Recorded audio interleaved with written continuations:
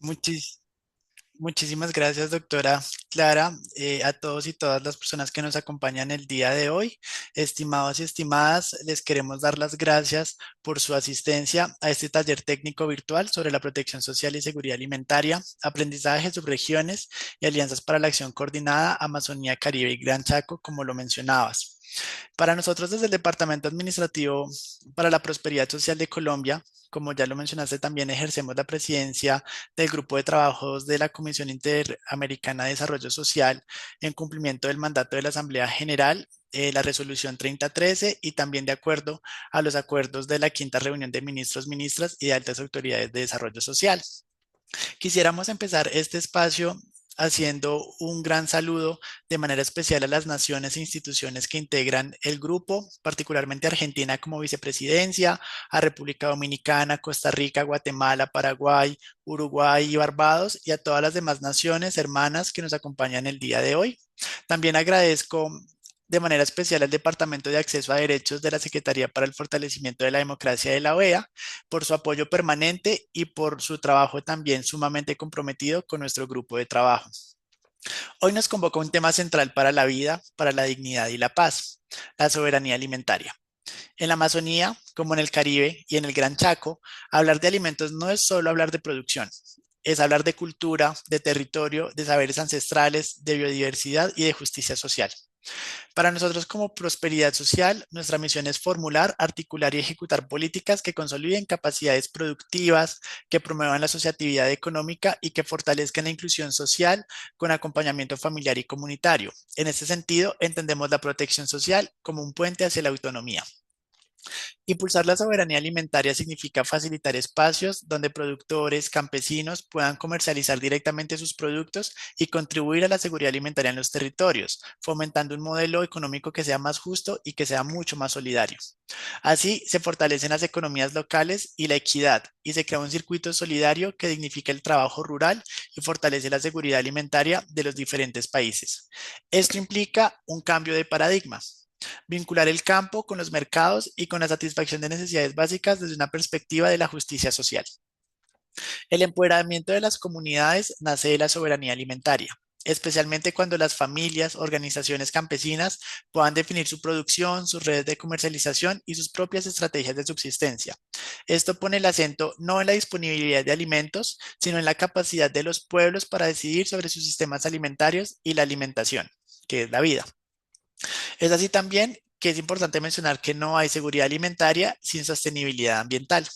En este sentido, la Amazonía y los recursos de toda nuestra América no son una despensa infinita, sino que son ecosistemas vivos que exigen políticas que cuiden la selva, fortalezcan las economías locales y sobre todo respeten a los pueblos y a las diferentes comunidades rurales. Así que nuestro mensaje el día de hoy se enmarca en que la soberanía alimentaria debe ser una política de los estados, no solamente programas pasajeros, que lucha contra la pobreza y el hambre y requiere sistemas de protección sociales integrales, transparentes y con un enfoque territorial. Los sistemas del Caribe, de la Amazonía y del Gran Chaco no son periferia, sino centros estratégicos para el desarrollo social sostenible de las Américas. Así las cosas, el intercambio de información, de experiencias y prácticas promisorias entre nuestros países, como lo que nos convoca el día de hoy, ha demostrado que los sistemas de protección social son más eficaces cuando se basan en derechos, universalidad, equidad, no discriminación y participación real. Por lo tanto, para nosotros queremos mencionar que la cooperación es más poderosa que la competencia. En este sentido, desde el grupo de trabajo reafirmamos nuestro compromiso de fortalecer la cooperación hemisférica hacia una construcción resiliente y un desarrollo social sostenible, en especial con atención a quienes históricamente han sido excluidos. Esto seguramente será uno de los temas de la sexta reunión de ministros, ministras y altas autoridades de desarrollo social que se va a desarrollar en las próximas semanas. Así las cosas, simplemente les quiero agradecer a todos y todas, a los panelistas también de este taller por compartir sus experiencias, también sus conocimientos y también gracias a todas las personas aquí presentes por su compromiso, por su trabajo y por creer en que la soberanía alimentaria es posible. Muchísimas gracias. Muchas gracias, señor Restrepo, por su cálida y ilustradora bienvenida a este taller. Permítanme aprovechar a reconocer el liderazgo que han asumido Colombia y Argentina como autoridades de este grupo de trabajo, pero también por el compromiso de sus integrantes, que son Barbados, Costa Rica, Guatemala, Paraguay, Perú, República Dominicana y Uruguay, por el gran impulso que le han dado a esta actividad. Siguiendo con nuestra agenda, quisiera ahora presentar al señor Sebastián Kraljevich, secretario para el fortalecimiento de la democracia de la Organización de los Estados Americanos. Bienvenido, secretario Kraljevich. Muchas gracias por acompañarnos. Muchas gracias, Clara. Muy buenos días a todas y todos, especialmente a quienes representan a los estados, que son el corazón de este taller, y a nuestro equipo de la Secretaría para el Fortalecimiento de la Democracia, al Departamento de Acceso a Derechos, porque en espacios como este taller se fortalece la democracia, se defiende la democracia. Quisiera contarle en estos breves minutos por qué. La semana pasada, en el Foro Económico Internacional de la CAF, de la Corporación Andina de Fomento, se mencionó una de las grandes paradojas de la región. Aquí, en el hemisferio, se contribuye de manera significativa al suministro mundial de alimentos, produciendo lo suficiente para alimentar a toda la población global. Sin embargo, persisten altos niveles de pobreza, de desigualdad, de inseguridad alimentaria, de malnutrición. Entonces estamos presenciando una contradicción que no es solo material, sino principalmente una contradicción política. Y eso tiene mucho que ver con la democracia, porque cuando revisamos los estudios regionales, los estudios que estudian todas las Américas y muestran cómo avanza o retrocede el respaldo, la adhesión a la democracia de las personas, vemos que esto está íntimamente ligado con las condiciones materiales que la democracia brinda. Es decir, para las personas es muy importante saber si la democracia está dando resultados o no. Y en eso nuestra convicción es que no puede haber democracia sólida cuando el hambre condiciona la vida cotidiana de las personas. Entonces, cuando hay este abandono, se erosiona la confianza en las instituciones, se debilita la cohesión social y los datos muestran que cuando eso pasa, el apoyo a la democracia siempre cae. Entonces, no hablamos de cuestiones abstractas, hablamos de datos bien concretos. El Programa Mundial de Alimentos y otras agencias han señalado que casi 35 millones de personas del hemisferio viven en inseguridad alimentaria aguda, lo que significa no tener acceso cotidiano a alimentos, estar en permanente riesgo inmediato de hambre. En ese contexto me gustaría compartir qué rol juega la OEA, la Organización de los Estados Americanos. Permítame tres respuestas. Una tiene que ver con los marcos normativos. Ahí es clave el Protocolo de San Salvador, por ejemplo, que reconoce el derecho a la alimentación como un derecho humano. Y ahí los estados que han adoptado ese protocolo no se trata de un compromiso vacío, sino todo lo contrario. Los estados que han adoptado este protocolo tiene la obligación de reportar sus avances al grupo de trabajo del protocolo de San Salvador, quien revisa su avance y le realiza recomendaciones concretas para mejorar, para hacer más efectivo su trabajo. Entonces tenemos ahí un sistema de monitoreo concreto, real, que este principio normativo de asegurar el derecho a la alimentación lo transforma en hoja de ruta, en trabajo, en políticas, en programas concretos. Dos, decíamos que eran tres líneas. La segunda tiene que ver con cómo cooperamos entre los estados. Y ahí hay un rol fundamental que juega la RIPSO, la Red Interamericana de Protección Social, donde nuestros estados se encuentran y cuando un estado quiere fortalecer una política, quiere mejorar lo que está haciendo, quiere estudiar otras experiencias, el trabajo de la RIPSO es contactarlo con otros estados que hayan recorrido ese camino, de modo de poder aprender de cómo avanzaron, de qué desafíos encontraron, qué funcionó, qué no. Y ahí personas expertas del estado visitan el país que está recibiendo la cooperación, comprenden el terreno, comprenden el contexto, analizan y formulan recomendaciones que se ajustan a la realidad local. Es una forma súper concreta en que lo multilateral puede responder también a los desafíos que tenemos. Y la tercera línea es más política, si se quiere. La OEA es el principal foro político del hemisferio. Y cuando conversamos que el problema no es que falte alimentos, sino que se trata de priorizar, de generar instituciones, de generar capacidad de respuesta, de gestión de los estados para garantizar derechos, la tarea, el desafío que tenemos es tremendamente político. Entonces, espacios como este taller son tan importantes porque permiten que quienes diseñan, quienes implementan políticas puedan escuchar experiencias concretas, compartir e ir aprendiendo colectivamente. Entonces, la idea no es solo pensar en políticas bien diseñadas, sino también que tengan impacto, que puedan mover la aguja y hacer que este aprendizaje se sienta, tenga resultados en las personas. También como foro político nos articulamos con socios estratégicos fundamentales como el Programa Mundial de Alimentos. En eso queremos agradecer profundamente a su directora regional, Lena Sabelli, por acompañarnos hoy, porque este programa ha sido un aliado clave en desarrollar los distintos insumos que nuestros estados requieren, incluyendo informes, estudios, propuestas de trabajo y más. Precisamente por eso, porque este desafío es político y la política importa, nuestra tarea está hoy día puesta en espacios como este taller de transformar los compromisos que compartimos en acciones, en agendas concretas, en transformaciones que permitan trabajar juntos, sumarnos a iniciativas como la Alianza Global contra el Hambre y la Pobreza, que lidera Brasil en el ámbito del G20, de la cual la OEA, por cierto, es miembro fundador, que permiten fortalecer cómo nos articulamos regionalmente y cómo trabajamos en un desafío que mezcla estos dos lados, profundamente político en su origen y decisiones y profundamente técnico en sus soluciones. De eso tenemos esta convicción que queremos compartir y que nos inspira a estar acá, en que reducir el hambre es más que una meta social, es una condición también para hacer democracias viables, legítimas, estables, inclusivas, justas. El hambre no es inevitable. Como hemos dicho, la región cuenta con capacidades materiales, con conocimiento, con experiencia, con política, con mecanismos como los protocolos de San Salvador, como la RIPSO, que funcionan y si aceleramos su implementación podremos cerrar estas brechas y hacer que estos derechos sean realidad.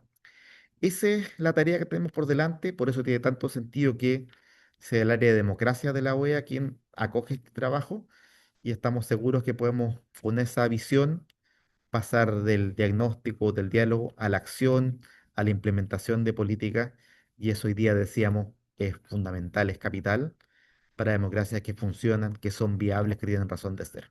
Muchas gracias y que sea una gran jornada. Muchas gracias, secretario Kraljevich, por acompañarnos y por su motivadora y reflexiva bienvenida a este taller. Muy bien, siguiendo, antes de dar paso a los destacados y las destacadas panelistas del día de hoy, quisiera recordarles que seguido de sus presentaciones contaremos con un espacio de preguntas y respuestas, por lo que durante sus intervenciones invitamos tanto a las personas que nos acompañan aquí por Zoom, pero también por Facebook Live, a que puedan compartirnos sus preguntas a través del chat, las cuales retomaremos posteriormente en función del tiempo que tengamos disponible. Permítanme, previo a darle paso a- a la directora del PMA, únicamente a modo de aviso, van a ver que alzaré mi mano con la función del icono de reacciones del Zoom 2 minutos antes del tiempo máximo que disponen para su intervención, como señal para que puedan ir cerrando su presentación.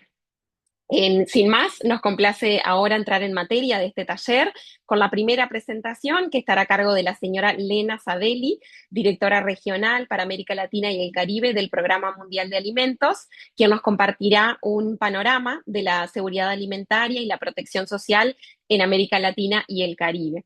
Bienvenida, directora Sabelli. Muchas gracias, Clara, y un cordial saludo a todas las autoridades que nos acompañan hoy.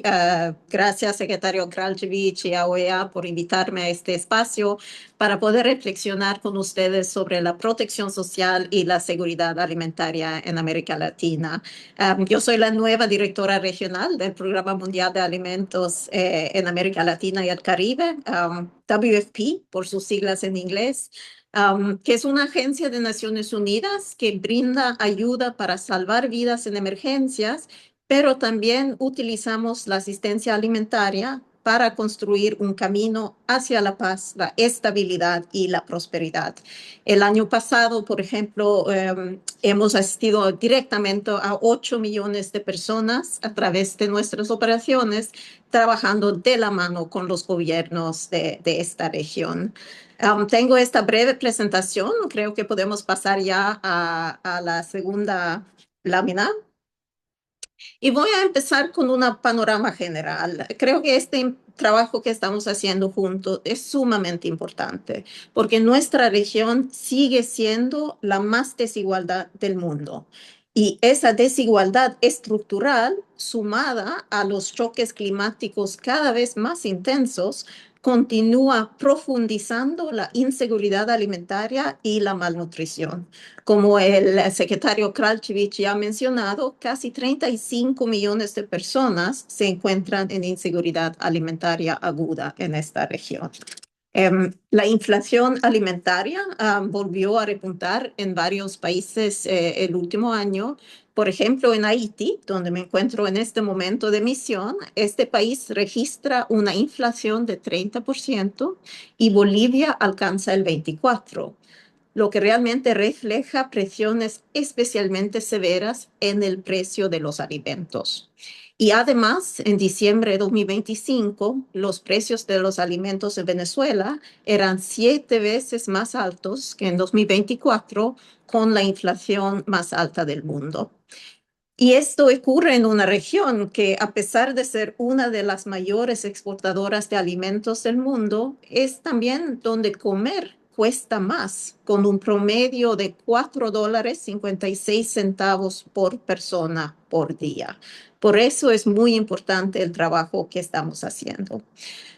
Vamos a compartir entonces algunos aprendizajes que tenemos del trabajo conjunto que hemos hecho en esta región, porque frente a este escenario que acabamos de escuchar, la protección social emerge no solo como una política redistributiva, sino como una herramienta estratégica para prevenir, mitigar y responder a las causas estructurales de la exclusión, la pobreza y la desigualdad.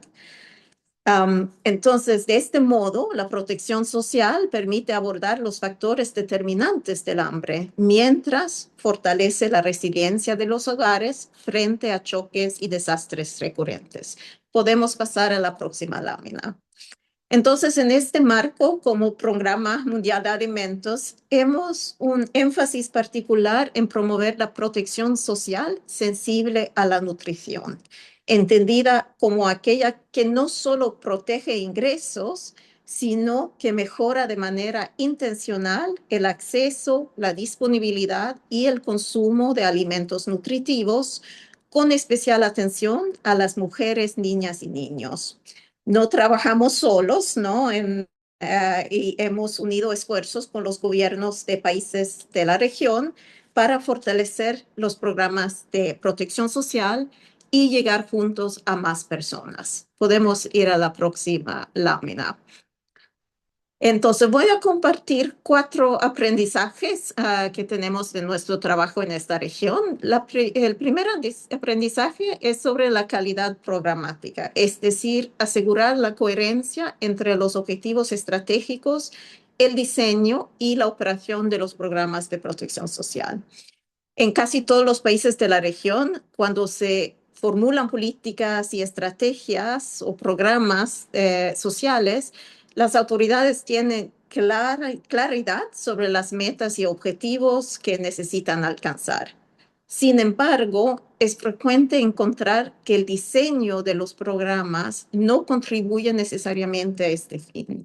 Y, por ejemplo, no se tienen adecuados indicadores de seguimiento o, en el caso de las transferencias monetarias o asistencia en especie, la frecuencia no se encuentra bien definida. A veces también hay vacíos en la operación, como en la distribución o en la información suministrada a las familias. Entonces, nosotros hemos trabajado con varios países para corregir la calidad programática o apoyar de mejorar la calidad programática. Y me gustaría mencionar un caso muy exitoso, que es el caso de Guatemala, como tenemos la participación a continuación de la viceministra Berta Zapeta. Desde WFP hemos suministrado la asistencia técnica requerida para realizar ajustes al diseño y la operación del programa Bolsa Social. Y esto no solamente ha duplicado la cobertura, llegando a más hogares del Departamento de Guatemala, sino también ha mejorado sustancialmente la calidad programática. Entonces, siempre como Sistema de Naciones Unidas y Programa Mundial de Alimentos, estamos dispuestos para apoyar a los gobiernos para así hacer estos ajustes a los programas sociales. Segundo aprendizaje es sobre la importancia de no dejar a nadie atrás. Sabemos que en las regiones más apartadas de la Amazonía, el Gran Chaco, los pequeños estados insulares en desarrollo del Caribe y en general las áreas rurales y remotas en la región, la implementación del programa de protección social es más costosa. Pero ahí viven poblaciones, como ha dicho el señor Restrepo, que históricamente han sido excluidas en el desarrollo de su país.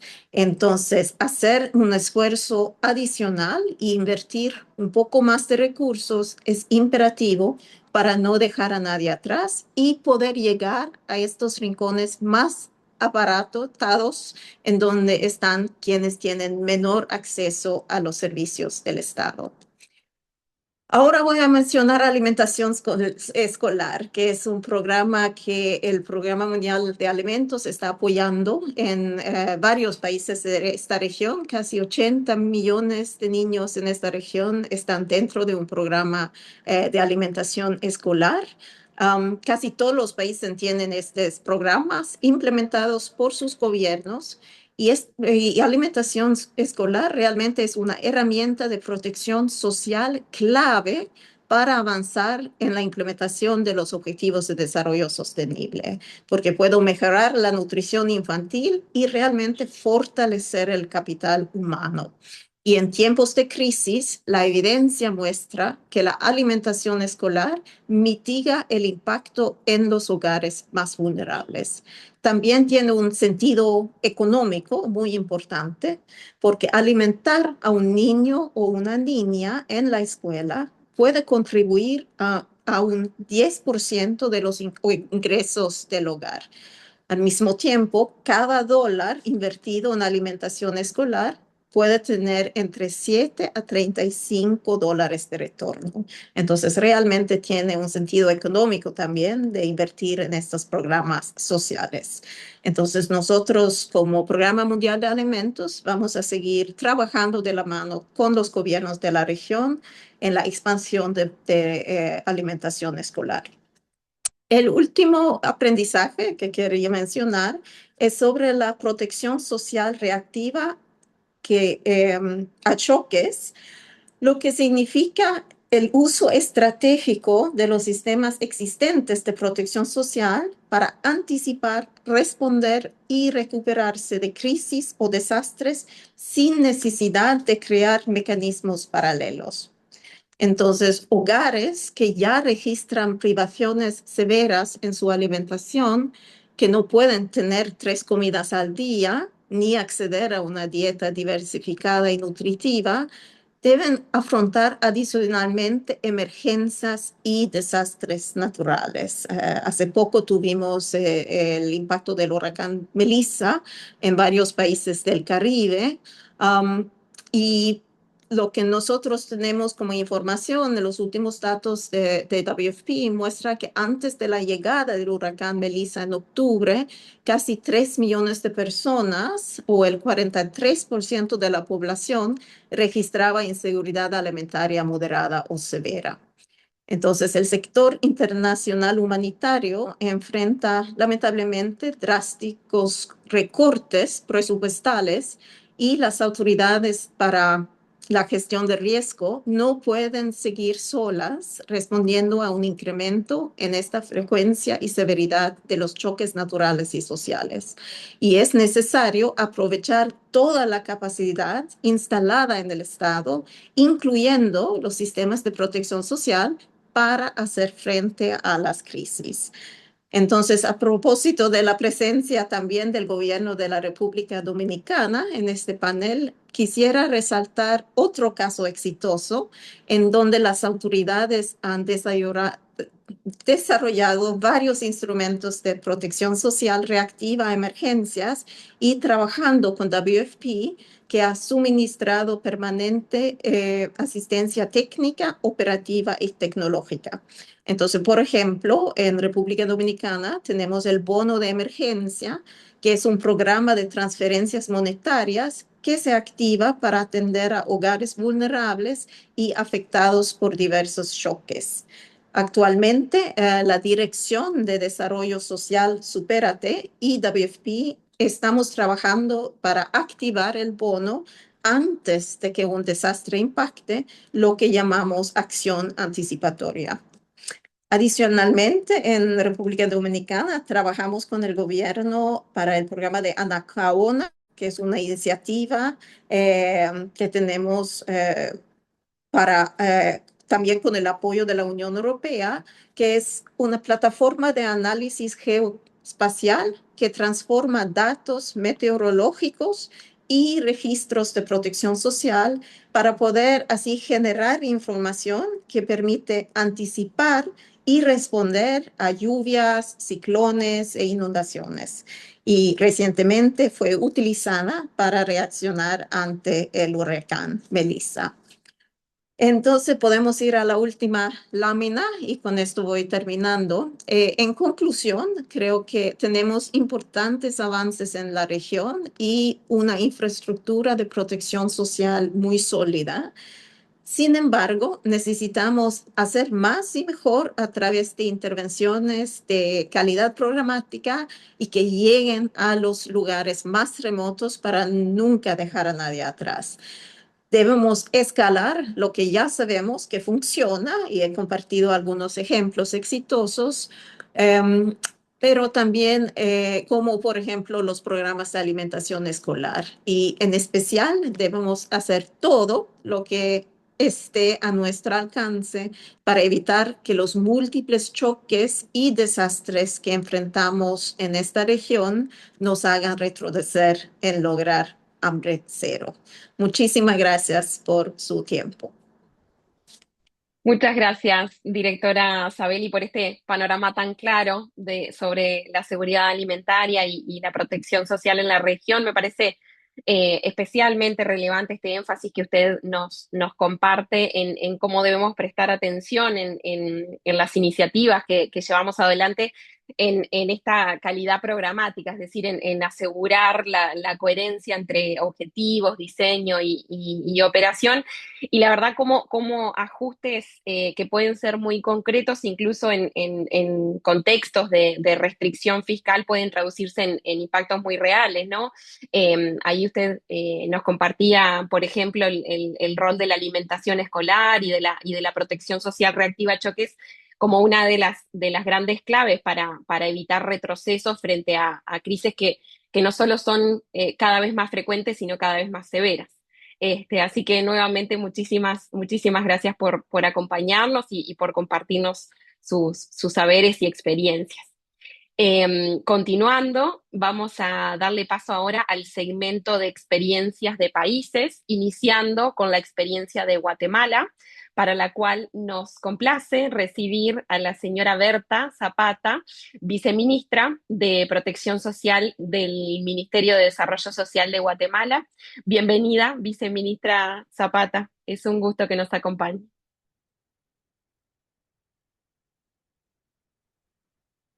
Discúlpeme que, que acabo de... eh, dije mal su apellido, discúlpeme, viceministra Zapeta. Adelante, muchas gracias.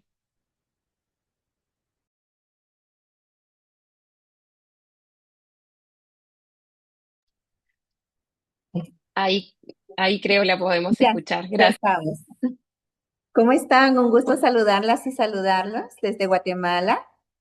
Nos alegra mucho podernos encontrar con distintas amigos, amigas de diferentes países y poder compartir un poco nuestra experiencia como Ministerio de Desarrollo Social en el marco de la protección social. Partir porque el Ministerio de Desarrollo Social se crea como una entidad para diseñar, regular y ejecutar las políticas públicas que estén orientadas a mejorar el nivel de bienestar de los individuos, de las personas en situación de pobreza y pobreza extrema. De tal manera que este es nuestro punto de partida como Ministerio de Desarrollo Social. Para poder realizar este trabajo en el Ministerio de Desarrollo Social, contamos con el diseño de un Sistema Nacional de Protección Social.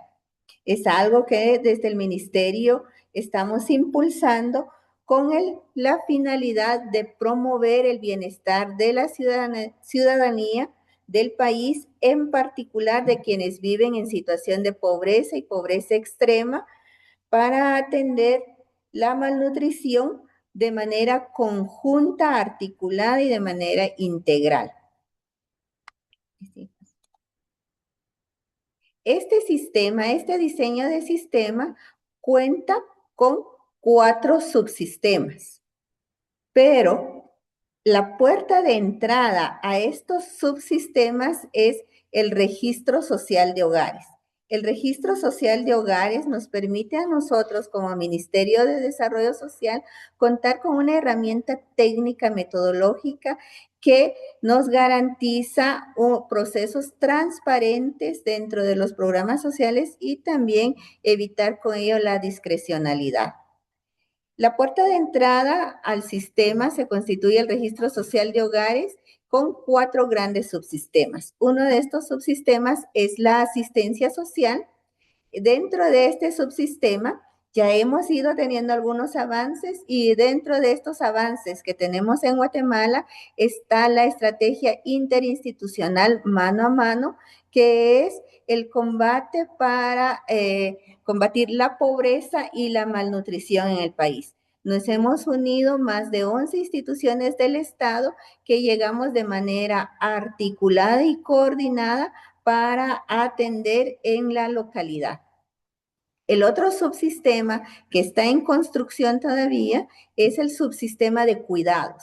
Este es otra de los subsistemas que estamos trabajando. Nos encontramos 7 instituciones del Estado también en el diseño de este sistema de cuidados y que nos ha permitido pues encontrarnos con otros países que ya han ido avanzando. Luego tenemos el subsistema de promoción social, que allí está todavía en etapa de construcción este subsistema, y luego tenemos el subsistema de seguridad social, que también ya tiene avances. Todo esto orientado en la protección social adaptativa y con un fuerte enfoque en el fortalecimiento de la gestión institucional. A partir de eso contamos con programas sociales.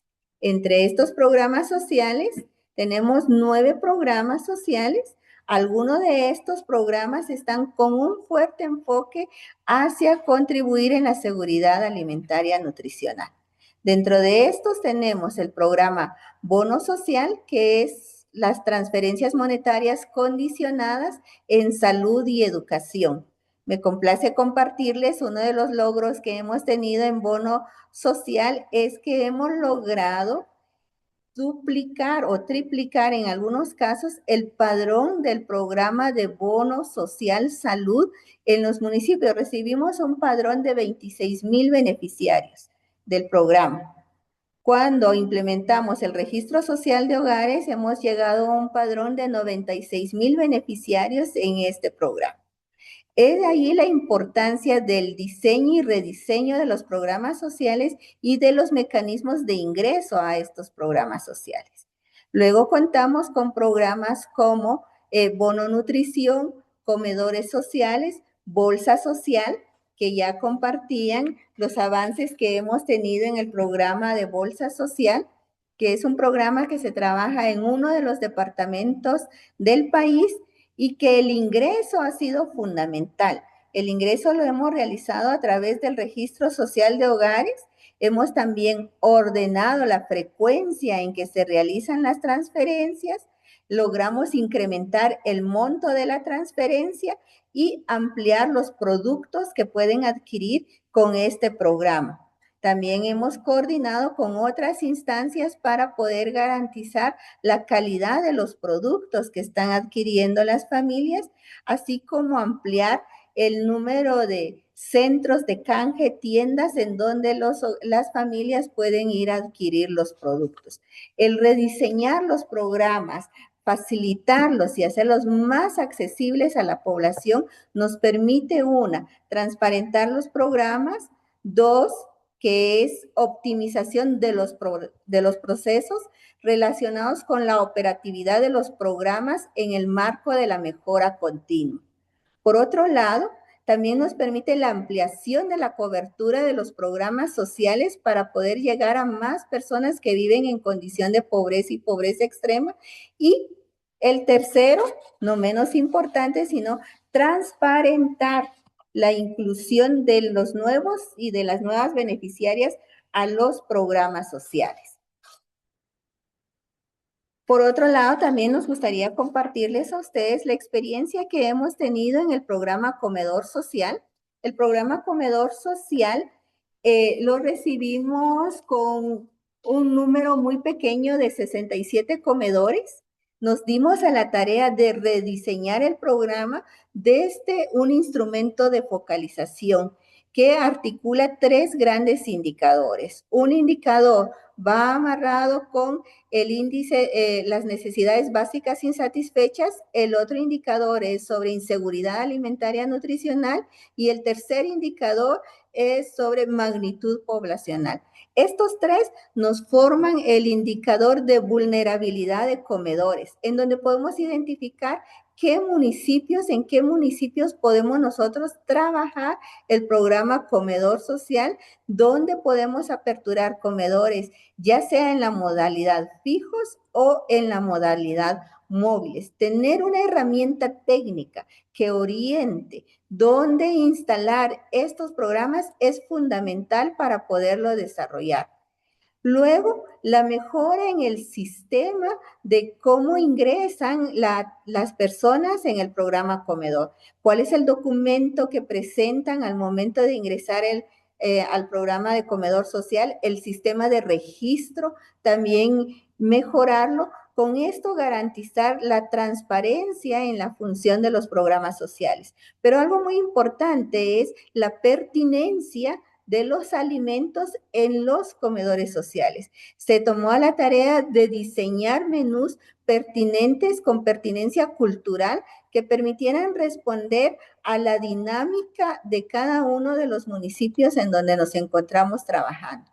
El programa Comedor Social también nos permite actuar en casos especiales que les llamamos, que son casos de emergencia, de respuesta inmediata en caso suceda a alguna situación, alguna calamidad, crisis sanitaria, para poder responder de manera inmediata con alimento caliente. Entonces, también la normativa es fundamental el poderlo tener de manera diseñada coherentemente para poder ingresar de manera inmediata y con una acción conjunta. En esta diapositiva ustedes podrán apreciar cómo nosotros hemos diseñado este índice de vulnerabilidad que ya les compartía del programa Comedor Social, y con esto podemos identificar cuáles son los municipios que están en rojo, en naranja o amarillo. En rojo es en donde debemos tener presencia del programa Comedor Social, rojo y naranja, ¿no?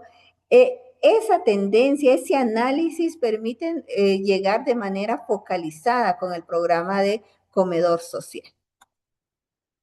Y bueno, aquí presentarles cómo ha ido creciendo el programa.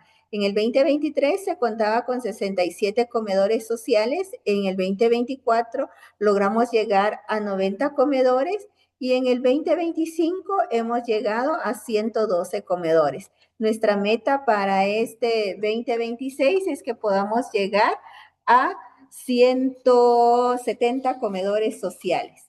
Y aquí podrán ustedes también apreciar cuánto es lo que hemos llegado en términos de ejecución presupuestaria y de raciones servidas. Hemos logrado servir 7.512.000 raciones de alimento caliente, día con día, en cada uno de los comedores sociales en los cuales atendemos con este programa. Así que Muy brevemente, hemos compartido la experiencia de Guatemala. Ha sido un gusto estar aquí con ustedes. Muchas gracias, viceministra, por compartirnos la experiencia de Guatemala en este tema. Creo que su presentación ilustra de manera muy concreta cómo una política de protección social, cuando es bien articulada y con enfoque territorial, puede contribuir a mejorar significativamente el acceso a la alimentación, especialmente en las poblaciones más vulnerables, ¿no? Y me parece también que este tipo de experiencias resulta especialmente valiosa para la región, en tanto muestra cómo fortalecer la seguridad alimentaria a través de instrumentos que sean verdaderamente cercanos a las comunidades y sensibles a sus realidades. Así que muchísimas gracias. Vamos a continuar ahora. Les recordamos que a través del chat pueden ir compartiendo las preguntas que tengan para los y las panelistas, que las retomaremos en unos minutos. Ahora quisiera cederle la palabra a la señora Galia Elena Álvarez Hernández, directora de Soberanía Alimentaria de Colombia, y al señor Juan Carlos Trujillo Palacio, profesional especializado de la Dirección de Soberanía Alimentaria, quienes compartirán la experiencia de Colombia en este tema. Gracias. Hola, muy buenas tardes para todos y todas. Galialina Álvarez Hernández, directora de Soberanía Alimentaria del Departamento Administrativo para la Prosperidad Social de Colombia. Muchísimas gracias por este espacio de intercambio de experiencias que espero que en algún momento podamos trascender y, por qué no pensarlo, en asistencias técnicas internacionales donde podamos tener un poco más de acompañamiento en aquellas experiencias que podamos identificar que sean de nuestro interés para aplicar en nuestros países. Entonces, vamos a dividir la intervención en dos momentos. Yo voy a darles como una introducción de cómo nos estamos viendo y pensando en una transformación en prosperidad social, y luego el compañero Juan Carlos dará esa exposición de cómo funcionan nuestras rutas de intervención en el territorio. Entonces, para decirles que ahorita la apuesta de nuestro director general, Mauricio Rodríguez, es pasar del tema asistencial de la entrega de alimentos y cómo está concebida la seguridad alimentaria a una transformación de lo que es la soberanía alimentaria vista desde una articulación y una transformación de cómo estamos actuando en el territorio. Para eso nos estamos pensando una nueva ruta de atención integral donde estamos en la construcción de unos manuales operativos, metodológicos, procedimentales para implementar un proceso de inclusión social y productiva orientado a la promoción de capacidades familiares, comunitarias y el fortalecimiento de la soberanía alimentaria, articulado con la economía popular y la integración asociativa. Esta apuesta y esta propuesta de operación estructura unos componentes que le apuntan a la producción de alimentos, a la distribución justa de alimentos, al acceso al campo, al autoconsumo. Entonces, estos componentes tienen unas fases, 5 fases, que es el alistamiento, la focalización y la caracterización de la población, los procesos de fomento y acompañamiento integral, el fortalecimiento para la inclusión social y productiva, la sostenibilidad en el territorio y la posterior seguimiento y evaluación de estos procesos. El propósito es que en esta articulación también que estamos haciendo con otras direcciones técnicas de prosperidad social, tanto la de acompañamiento familiar como la de economía popular, es que desde nuestros campos de acción y nuestras misionalidades contribuyamos a un proceso escalonado que involucre la identificación de la población, el fortalecimiento de sus capacidades, el desarrollo productivo y la sostenibilidad económica en el territorio. Esta propuesta surge el reconocimiento de las potencialidades presentes en los territorios en términos asociativos, productivos, comerciales, de integración territorial y la incidencia de estos mismos desarrollados por los hogares en situaciones de pobreza, pobreza extrema, así como la diversidad de manifestaciones de la economía popular.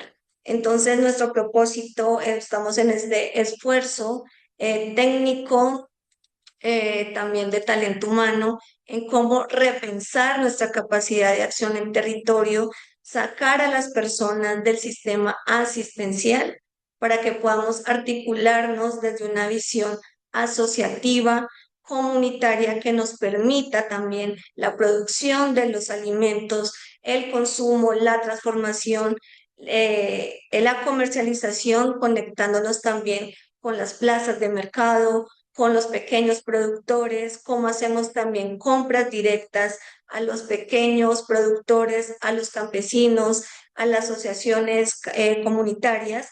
Eso también en alianzas y articulaciones interinstitucionales. Acá involucramos y nos articulamos con el Ministerio de Agricultura y Desarrollo Rural, la ADR y otras entidades técnicas para trascender en una verdadera apuesta de soberanía alimentaria y no quedándonos como en este mismo círculo de que las personas están esperando los alimentos, pero tampoco con esto hacemos una transformación real en los territorios. A las personas hay que jalonarlas a que sean de verdad esos proyectos productivos que transformen sus hogares y los territorios. También esta estrategia que estamos planteando para 2026 es cómo lo que ya hemos traído de recorrido con nuestras rutas de intervención, las incluimos a esta nueva apuesta. Ya tenemos un ejercicio de focalización, de fomentos a proyectos productivos y los traemos a este escenario de la ruta integral para que no quede ahí la intervención, porque muchas veces como Estado atendemos a las comunidades, ya sean víctimas de desplazamiento forzado, ya sean de pobreza, pobreza extrema o alguna población étnica, y no volvemos. Entonces, la idea es jalar estos ejercicios de vigencias anteriores a esta nueva apuesta integral de inclusión productiva para la paz y transformación en los territorios, concebidos desde la apuesta de la asociatividad y de la verdadera transformación y de la concepción de lo que significa la soberanía alimentaria. Entonces yo dejo esta introducción acá, espero en algún momento que volvamos a tener un espacio y contarles cómo fue este proceso y cuál fue esta experiencia de este nuevo modelo. Entonces ya le doy paso a Juan Carlos para que en su explicación les indique cómo son estas rutas que tenemos en la actualidad en soberanía alimentaria, las cuales estamos integrando en varios componentes para ir con una apuesta más robusta en los territorios. Muchísimas gracias. Gracias. Pasa a la siguiente, por favor. Básicamente, nosotros partimos de entender que en nuestros territorios de la Amazonía, como son los departamentos de Vaupés, Guainía, Putumayo, Caquetá, Amazonas y Guaviare, tienen unos altos índices de inseguridad alimentaria que llegan al 46%, medido por una escala que muchos países utilizamos, que es la escala de inseguridad alimentaria FIES. Pasa a la siguiente, por favor.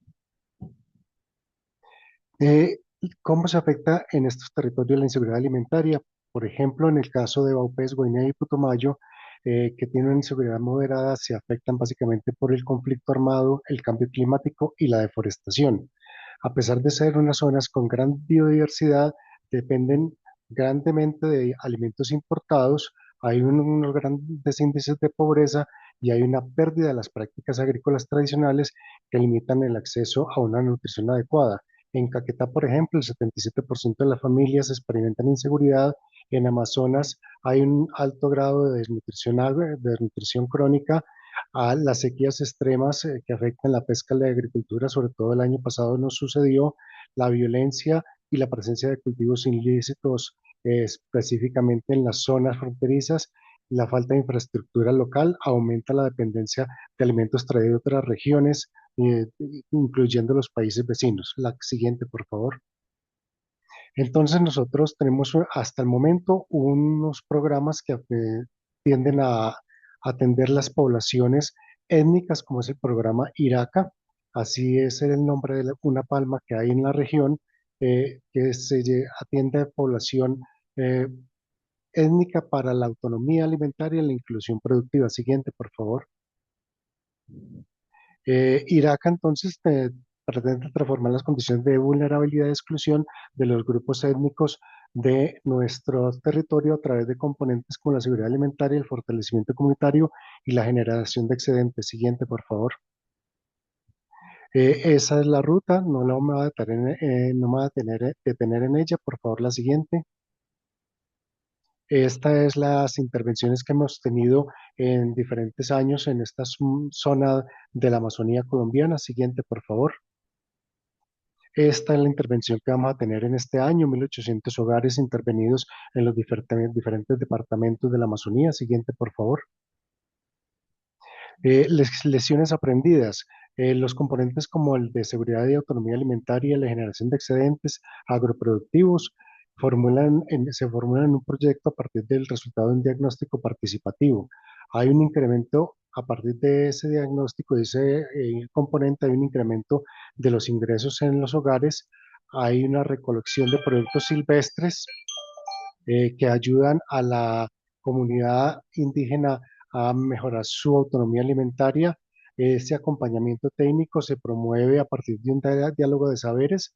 Nosotros no llegamos con hechos aprendidos, sino que compartimos los aprendizajes de la parte técnica y acoplamos ese conocimiento técnico a las prácticas productivas de las comunidades étnicas y tratamos de hacer una flexibilidad del programa para que esas unidades productivas contribuyan al incremento de ingresos y redunden en capacidades productivas tanto de alimentos como de otros tipos de producción de ciertas prácticas tradicionales en la comunidad. Siguiente, por favor.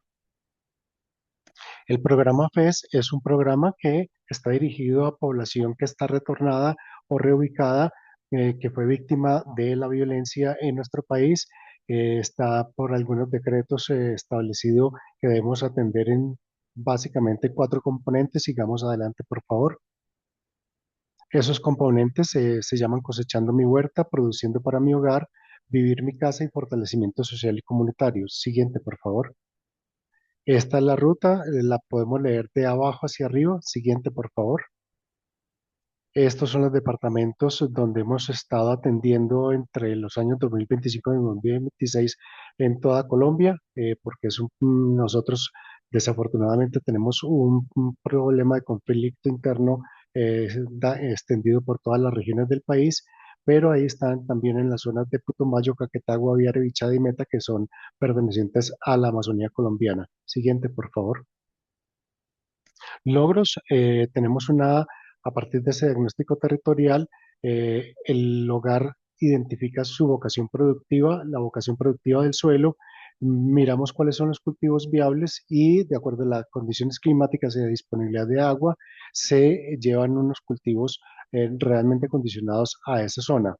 Hay un acceso físico a los alimentos frescos para autoconsumo a partir de esas huertas o chagras, como se denominan en la zona, y tenemos un mejoramiento en la calidad e inocuidad de los alimentos, mejorando las prácticas agroecológicas. Tratamos de no utilizar insumos como fertilizantes o pesticidas, sino partimos de aspectos de agroecología que nos ayudan a hacer más sostenibles las huertas. Contribuimos entonces con con estos productos de la huerta a un ahorro y tratamos de seguir contribuyendo con la implementación de mercados campesinos y ferias agroalimentarias para que haya un intercambio de conocimientos y de productos. Siguiente, por favor. Siguiente. Listo. En el marco de la cooperación internacional que hemos recibido en algunas ocasiones, Se generan redes y alianzas estratégicas para el fortalecimiento de las políticas alimentarias, se fortalece la recuperación de semillas y de los alimentos y sabores ancestrales y se fomenta la construcción del tejido social a raíz de alrededor, a partir de las prácticas de seguridad alimentaria y soberanía alimentaria en los territorios atendidos. Siguiente, por favor. Siguiente, por favor. Y el último programa es un programa más general que está dedicado básicamente al acceso y consumo de los alimentos a través de la implementación de unidades de producción de alimentos. Allí se entregan eh, aves ponedoras y especies menores y se hace la promoción de una huerta para el autoconsumo de los alimentos. Siguiente, por favor. Siguiente, por favor. Este programa tiene cuatro componentes: la producción de alimentos, que digamos es el principal, pero también hacemos un ejercicio de promoción de una alimentación y unos estilos de vida saludable para mejorar las condiciones de desnutrición y malas condiciones y hábitos higiénicos que tienen las poblaciones en las comunidades pobres y vulnerables. Se hace un énfasis en el fortalecimiento social para que los participantes que están en el territorio se apropien de los conocimientos y puedan seguir sosteniendo el programa a través del tiempo. Y obviamente, como les decía, la parte de gestión y adaptación al cambio climático es muy importante para poder atender la producción para el autoconsumo de estos alimentos. Siguiente, por favor. Siguiente, por favor. Ahí vemos algunas entregas. Esta es la ruta, no me va a detener en ella. Siguiente, por favor. Algunos logros, la producción del hogar, vemos cómo las líneas, por ejemplo, que están en amarillo frente a las naranjas, es cómo se incrementa la producción del hogar y cómo se generan algunos excedentes en 7 puntos porcentuales en la mayor parte de los hogares. Este fue un estudio de impacto que se hizo hace algunos años atrás. Siguiente, por favor. Vemos cómo se disminuye mm, en 8 puntos porcentuales los hogares con una dieta baja en diversidad alimentaria, o sea que mejoramos la diversidad alimentaria. Se aumenta en 7,3 puntos porcentuales la probabilidad de que el hogar presente una diversidad de la dieta aceptable. El 21% de los hogares mejora el tratamiento del agua, utiliza y almacena agua en recipientes con tapa y almacena alimentos de forma adecuada en algunos elementos que se les entregan o en alacenas o en neveras que de ellos pueden conseguir con el ahorro que se genera dentro del hogar. Siguiente, por favor. El 89% de los participantes dijo que este programa le enseñó a tener unos mejores hábitos saludables. El 77% le permitió una alimentación más saludable. El 77% dice que la alimentación efectivamente es más variada. Se recuperaron recetas tradicionales en el 67% de los hogares. Se mejoró la actividad física de las personas vinculadas al programa y el 61% dice que la huerta le permitió un ahorro en dinero en su hogar. Siguiente, por favor.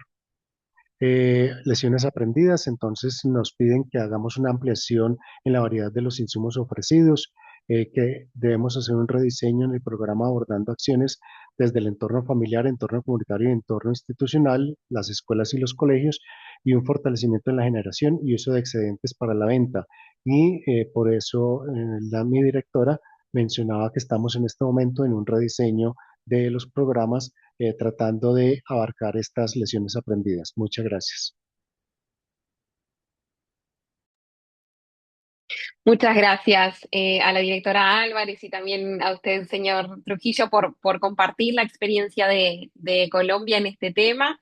Creo que su presentación muestra con mucha claridad cómo un enfoque basado en la soberanía alimentaria y en el derecho a la alimentación, el diálogo de saberes, el respeto por la diversidad cultural puede traducirse en intervenciones que resulten pertinentes y sostenibles en contextos incluso de alta vulnerabilidad, como suelen ser algunos de los reseñados en la Amazonía. Además, me resultó interesante a partir de las experiencias de los diferentes programas que se encuentran implementando, cómo resaltan la importancia del diagnóstico participativo, del acompañamiento técnico y de esta intencional articulación entre autoconsumo, generación de ingresos y sostenibilidad ambiental. Creo que puede ser alguno de los aprendizajes más valiosos para toda la región y potencialmente replicables y adaptables a otros contextos. Así que muchísimas gracias por su comprensiva presentación. Continuando con nuestra agenda, quisiera invitar ahora a la señora Liliana Paniagua, secretaria ejecutiva de Redes Chaco, para compartirnos la experiencia de Argentina y la región en este tema. Así que bienvenida, secretaria Paniagua. Muchísimas gracias. No sé si me escuchan bien porque estoy justo en un lugar con bastante ruido. Pero Se bueno, escucha bien. muchísimas gracias por la invitación y además saludar a todos y todas que están ahí. La verdad que cada vez que los escucho, tenemos similares problemas y también creo que hay una línea de resolver las cosas de alguna manera, ¿no? Yo voy a hablar de tres cosas principales. Una, desde la sociedad civil, que para nosotros es en nuestra voz, somos una red de organizaciones de la sociedad civil y cuál es nuestro rol. En una segunda parte, ¿qué tomamos por estructurar lo que es soberanía alimentaria y cómo trabajamos? Y tercero, ¿cómo pensamos que deberíamos gestionar estas alianzas, ¿no? Bueno, como ustedes saben, el Gran Chaco Americano es una región poco conocida, pero muy importante no solamente para el planeta, sino para nuestra misma región. Es 1.000.000 de kilómetros cuadrados, 4 países, compartimos Argentina, Bolivia, Paraguay y Brasil, este territorio inmenso que hace este corredor con el Pantanal y la Amazonía, casi el 70% del continente, pero además un corredor biológico sumamente importante para el planeta.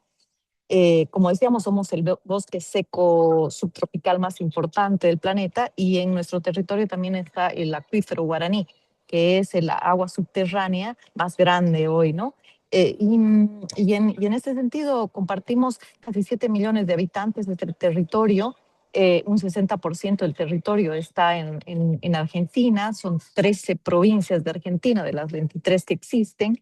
La mitad del Chaco Paraguay, la mitad de Paraguay, que es el Chaco paraguayo, un pedacito pequeño de Brasil, y 3 provincias de los 9 de Bolivia. Entonces, este bioma, esta ecorregión, tiene particularidades, ¿no? Primero culturales, porque alberga 29 naciones indígenas, obviamente con sus 29 lenguas y su propia cultura, pero así también ha llegado mucha migración, no solamente europea, sino siria, libanesa, y ahí estamos concentrados en esta amalgama de culturas y con una identidad chaqueña bastante fuerte, ¿no? Es más, tenemos más cosas en común con Bolivia, Paraguay que con Buenos Aires, por ejemplo, ¿no? O los chaqueños de Paraguay tienen más similitudes con los de Resistencia del Chaco argentino o cerca de Brasil que con Asunción, ¿no? Esto quiere decir que mantenemos no solamente este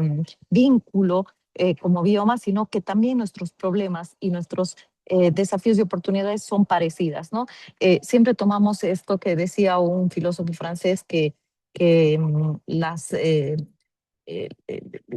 las fronteras son cicatrices de nuestra historia, ¿no? Y queremos borrarlas. Entonces, ahí también nuestra concepción de bioma y nuestra concepción transfronteriza genera otro tipo de visión, ¿no? Segundo, nosotros conformamos una red de organizaciones de la sociedad civil, más de 300 organizaciones, más o menos, entre comunidades indígenas, campesinas, cooperativas, sector privado, y también hacemos parte de un impulso de una red de gobiernos subnacionales y locales que son los primeros en las líneas de batalla, ¿no? Cuando yo lo escuchaba a los ponentes anteriores, de repente, claro, es como que están en la primera línea de batalla haciendo políticas públicas de manera directa con estos temas, ¿no? En el Chaco en general tenemos índices de pobreza sumamente elevados y no voy a entrar en detalle, no solamente porque creo que son muy parecidos a los datos que han estado dando, sino que pensamos también que cómo convertir estos desafíos, digamos, en oportunidades, ¿no? Ya venimos llorados desde hace bastante tiempo y estamos tratando de impulsar algunas iniciativas. Esta red, nuestra red de organizaciones del Gran Chaco Americano, tiene 3 objetivos. Uno, visibilizar la región, que es lo que yo estoy haciendo. Seguramente cuando ustedes escuchan Amazonía saben dónde queda, cómo está compuesta, etcétera. Cuando escuchan Gran Chaco Americano todavía no les debe sonar mucho, ¿no? Pero, sin embargo, nos hemos juntado para esto, para visibilizar nuestra región con estas 2 dicotomías: índices de pobreza elevados, extrema pobreza, con muchos desafíos, pero también una región llena de oportunidades, ¿no? Con estos 2 visiones vamos caminando. Nuestro segundo objetivo básicamente es cómo generamos iniciativas transfronterizas capaces de ser escalables y replicables dentro del territorio argentino con el boliviano y el paraguayo, considerando lo que les decía, nuestras características.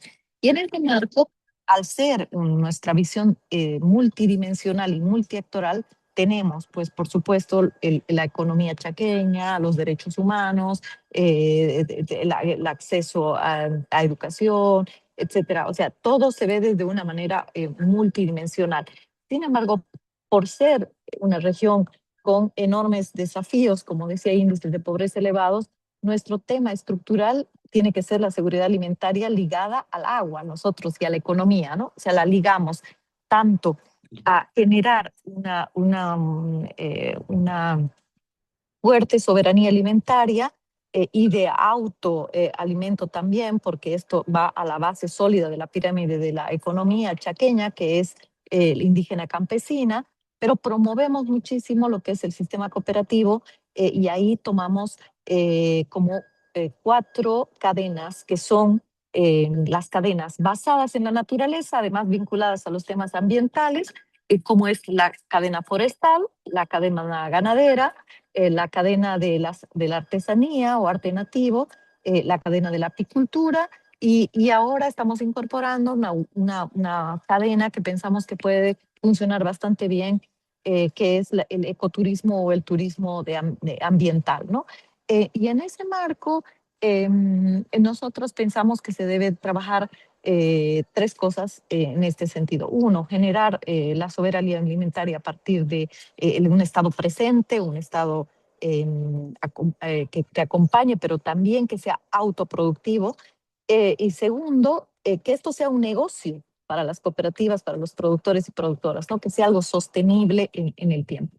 Y tercero, hacer que las grandes empresas, que inclusive han tenido una ampliación por este tema de la producción extensiva, como es el caso de la soja, en Argentina principalmente y en Paraguay, que también sean responsables del ecosistema en el que están viviendo, ¿no? Generalmente los veíamos como parte, una contraposición, que por supuesto cuando hay que sentarla lo hacemos, pero también vemos que las empresas pueden ser parte de la solución, ¿no? Y por eso estamos impulsando algo que se llama paisaje productivo protegido, que son estos sistemas de producción que no pueden ser pensados sin los sistemas de conservación. Y ahí no encontramos diferencias, sino que generamos como sociedad civil estos espacios de puente, ¿no? Entonces, hoy también creemos que nuestro rol como sociedad civil no suplanta el rol del Estado, ni mucho menos. Por supuesto, nosotros acompañamos y nos regimos por las políticas públicas gubernamentales, y eso creo que una sociedad civil sana debe contribuir y no sobreponer las políticas públicas, que es donde entra nuestro tercer objetivo como Redes Chaco. Es incidir en estas políticas públicas, tanto locales, subnacionales como nacionales, y ahí es donde venimos trabajando desde hace más de 4 años con el Consejo de Políticas Sociales de Gobierno Nacional, y estamos trabajando justamente un primer proyecto grande con un desafío enorme que tiene que ver con el agua, ¿no? Porque el agua es lo que va a resolver nuestro problema, no solamente de la seguridad alimentaria, sino también de los sistemas productivos y de la sostenibilidad ambiental a largo plazo, ¿no? Entonces ahí con ellos estamos trabajando esto, al margen de que vemos que este ecosistema de asociados y de socios con los cuales trabajamos como sociedad civil cumplen distintos roles. La cooperación internacional Creemos que no son simples financiadores, no los deberíamos ver así. Tenemos claro que podemos articular visiones en común, no mucho más cuando se ha caído todo un sistema de cooperación con los Estados Unidos. Ustedes saben que está bastante quebrada la cosa a nivel global y nosotros sabemos con quién podemos contar, pero compartiendo valores comunes, ¿no? No financiadores simples, sino compartiendo valores comunes de territorialidad, de protección a los sistemas culturales, etcétera. Eso creemos de la cooperación internacional. Que de los gobiernos acompañamos sus políticas públicas y por supuesto cuando no estamos de acuerdo lo decimos, pero no resistimos, ¿no? Y si hay que resistir, se hace con estrategias también. Por ejemplo, en la titulación de la tierra, ¿no? Y creemos que los organismos internacionales como OEA, Naciones Unidas y otros organismos nos dan una espalda para pensar como estos espacios, cómo articulamos de formas comunes, cómo pensamos y generamos un pensamiento no solo crítico, sino activo, ¿no? Accionar ese pensamiento. Entonces, y también nos da un marco de trabajo vinculado a los derechos humanos y a los vínculos que podemos generar de forma global. Pensar que lo local no está desvinculado de lo global ni lo global de lo local y tenemos que hacer este acercamiento. Y vemos también en las empresas que pueden ser parte de la solución, como decía, siempre y cuando protejan el ambiente, la conservación y por supuesto sea ganar, ganar para todos, ¿no? Hoy en nuestro territorio sabemos que estamos en medio de un debate que es el Tratado Mercosur-Unión Europea y nosotros tenemos financiamiento, muchas de nuestras organizaciones de Unión Europea y hemos generado un vínculo sano de debate con respecto a estas posiciones que encontramos en la Unión Europea, ¿no? Y también en el reglamento de libre deforestación, por ejemplo. Entonces, en resumido, creemos desde la sociedad civil que los temas que son transversales a nuestros territorios debemos priorizarlos para llevar con proyectos de largo plazo y no de mediano o corto plazo cuando se acabe el financiamiento. Por eso creemos que los organismos internacionales deben ser socios con valores comunes y no financiadores, ¿no? Y me pongo a disposición para cualquier cosa. Está mi colega de la presidenta de Fundación Pronorte, quien la acabo de ver ahí, y que es parte del ecosistema chaqueño y que creo que ha puesto nuestra página web para que ustedes puedan ver, vincular y estar. Nos interesa muchísimo generar espacios de incidencia, venimos trabajando y participando en las COP, venimos trabajando en la USLAC, venimos trabajando en espacios de llevar nuestra voz, porque bueno, como les he dicho, nuestro Gran Chaco Americano es un espacio que debe ser conocido, ¿no? Muchísimas gracias. Muchas gracias, secretaria Paniagua, por compartirnos su experiencia desde la sociedad civil, no solo en incidencia en Argentina, sino también en el trabajo en conjunto con los países que hacen parte de este Gran Chaco americano. Creo que su presentación pone en valor el rol de las alianzas territoriales y del trabajo en red para fortalecer justamente este vínculo intrínseco entre protección social y seguridad alimentaria. Y creo que este tipo de enfoques colaborativos resulta especialmente clave para articular actores, para potenciar capacidades locales y así poder avanzar decisivamente hacia respuestas que sean más sostenibles e inclusivas en nuestros territorios. Así que muchísimas gracias por acompañarnos y por ilustrarnos también sobre su región. Finalmente, avanzando para concluir con este segmento de intercambio de experiencias de algunos de los Estados miembros de la OEA, me complace presentar al señor José Antonio Trinidad Sena, director técnico del Gabinete de Política Social de la República Dominicana, quien compartirá la experiencia de su país en materia de protección social y seguridad alimentaria con un enfoque específico en la experiencia desde el Caribe. Bienvenido, director Trinidad, es un gusto recibirlo adelante. Sí, buenas tardes a todos los pueblos que están debidamente presentes en este gran taller sobre protección social y seguridad alimentaria.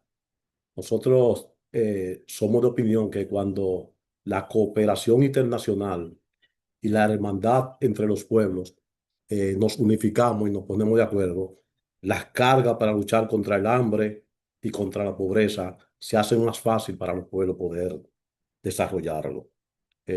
Tenemos prácticamente similitudes las diferentes exposiciones, y es que el hambre no tiene rostro, la pobreza no tiene rostro, y lo mismo que se presenta en Guatemala, en Argentina, en Colombia, también se presenta en República Dominicana. Por eso la similitud entre los programas de asistencia y de protección social que desarrollamos cada uno de los pueblos.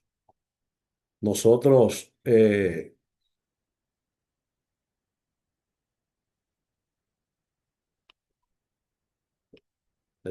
parece que se me ha enchivado la...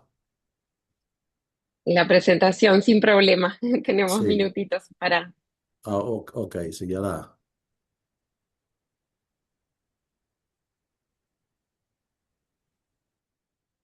Ok, quedamos ahí. Nosotros, como pueblos que estamos prácticamente en el mismo trayecto de inicio de temporadas ciclónicas, que son permanentes, que son todos los años, tenemos causas comunes. Y nosotros, a propósito de la pandemia del coronavirus, el COVID-19, pudimos desarrollar, nosotros hablando en nombre de la República Dominicana, pudimos desarrollar un programa Quédate en casa, un modelo de protección social adaptativa en el contexto del Caribe. Eh, Nosotros, como experiencia en la elaboración de talleres técnicos virtuales, pudimos desarrollar programas institucionales sociales, sistemas de protección sobre choques climáticos y sistematización de la experiencia dominicana para el diálogo regional. Nosotros, ante esas vulnerabilidades en el Caribe, como son los choques climáticos, las dependencias externas y la seguridad alimentaria, en cuanto a los choques climáticos, ante esa exposición que somos a los fenómenos naturales recurrentes que impactan la producción, en cuanto a la dependencia externa, la vulnerabilidad económica, estructural, por importaciones, turismo y otros, y la inseguridad alimentaria, tasas elevadas, exacerbadas por la pandemia del COVID, pudimos diseñar una arquitectura institucional. El ecosistema social, Gabinete de Política Social, el SIUBEN, la ADES y Supérate, que en su momento fueron prácticamente parte de una tripleta, un triplo de instituciones de protección social en la República Dominicana. Nosotros, ante esa respuesta ante la emergencia del COVID, pudimos trabajar con una expansión vertical. Se incrementó del monto base de 1.500 pesos a 5.000 pesos mensuales, las ayudas, hasta 7.000 pesos para aquellos hogares con adultos mayores o en condiciones de salud, con una expansión horizontal, donde la incorporación masiva de más de 700.000 nuevos hogares y la inclusión de trabajadores informales que perdieron sus medios de trabajo. Esto impactó enormemente en la pobreza monetaria. Más del 23.4% de la pobreza observada pudimos nosotros trabajar. Eh, esos indicadores de pobreza del 2020, sin quédate en casa, teníamos un 30.2%, pero con el programa Quédate en casa pudo bajar a un 23.4%, o sea, un menos 6.8 por persona. En cuanto a la pobreza, ya yéndome al 2021, de esta experiencia de Quédate en casa, nosotros sin el Quédate en casa, teníamos una proyección de un 26.7% y bajamos a un 23.8%. sea, un menos de un 2,9%. Esas personas protegidas, unas 594,745 personas pudieron superar esto. Para esto, nosotros como Estado Dominicano, como Gabinete de Coordinación de Políticas Sociales, con la parte ejecutoria que lo es Supérate, conjuntamente con la ADES, que eres la administradora de esos recursos, pudimos crear lo que fueron las redes de abastecimientos. Esa red de abastecimiento incursionada como ejes de resiliencia. A diferencia de entrega centralizada, la República Dominicana utilizó más de 5,000 colmados, colmado o bodega, como se conoce en otros pueblos de la región. Esa capilaridad territorial en barrios y comunidades rurales, esa reducción de desmantelamiento, desplazamiento y exposición al virus y esa inyección a la liquidez de la economía. Esta fue prácticamente una innovación, la cédula virtual, que sirvió para eliminar barreras logísticas, el uso de la cédula de identidad como medio de pago electrónico inmediato para su nuevo beneficiario. Con esto hubo un despliegue ágil sin necesidad de un plástico físico. Hubo una validación mediante el sistema de ADES y el SIUBEN, el Sistema Único de Beneficiarios de la República Dominicana, y una aceleración a la respuesta ante el confinamiento social. La alimentación escolar a través del Instituto Nacional de Bienestar Estudiantil. Al estar suspendida prácticamente las clases en las diferentes escuelas, entonces se desarrolló que esos alimentos llegaban directamente a cada hogar donde había niños matriculados para eso. O sea, una continuidad nutricional. Ante ese cierre de escuela, el modelo transitó de raciones cocidas a kit de alimentos crudos. O sea, en la escuela se daba alimentos cocidos y esto se trasladó, se transportó a la entrega de kit de alimentos crudos con los nutrientes necesarios para los niños. En cuanto a la distribución directa a las familias de los estudiantes, hubo inclusión de leche, con todos los nutrientes básicos para la alimentación de esos niños. La mejora de perfiles nutricionales, o sea, menos sodio, menos azúcares para el consumo de esos niños. En cuanto al desafío de brechas identificadas durante el COVID 2019 que continuó, en cuanto a la documentación, hubo la exclusión de hogares sin cédulas en zonas remotas y batalles. Hubo una brecha digital de dificultades de conectividad y validación en las zonas rurales sin señal y un plan de alfabetización sobre barreras tecnológicas para adultos, adultos mayores en el uso de medios virtuales. Vínculos hacia una alimentación sostenible, que es parte de lo que desarrollamos con ese modelo de quédate en casa. Un vínculo con agricultura familiar. Evolución hacia una política que conecta las demandas sociales con el productor local. Con esto, a comer primero, a comer del campo al colmado, una reducción de intermediarios para abaratar costos, una priorización de compras públicas a pequeños productores para que los beneficios llegaran a los productores locales, y un fortalecimiento de la soberanía alimentaria nacional. Una intervención directa de distribución de suplementos nutricionales como Chispita Solidaria y Progresina para grupos de riesgos, niños y embarazadas. Una coordinación intersectorial, salud, Masiuben, identificación de los hogares. Con estas dos instituciones nosotros identificamos los hogares con vulnerabilidad para transferencias complementarias. Agro más INEPRE. INEPRE es un instituto de estabilización de precios.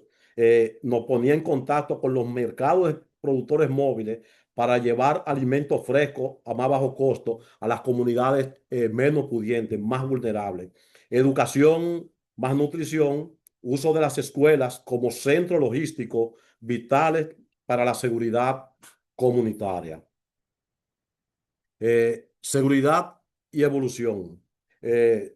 Colocamos prácticamente el sistema a través de bandas magnéticas al chip en las tarjetas para frenar la vulnerabilidad al fraude que impulsó una migración tecnológica masiva liderada por ADES y Supérate, un blindaje de esos fondos ante públicos y ante clonación, una aceleración de la inclusión financiera de los beneficiarios y una modernización robusta del sistema de pago. El 87% de las tarjetas que existían migraron hacia el sistema con chip para mayor protección de la misma. En cuanto a la protección social adaptativa, el índice de vulnerabilidad ante choques climáticos, el modelo del bono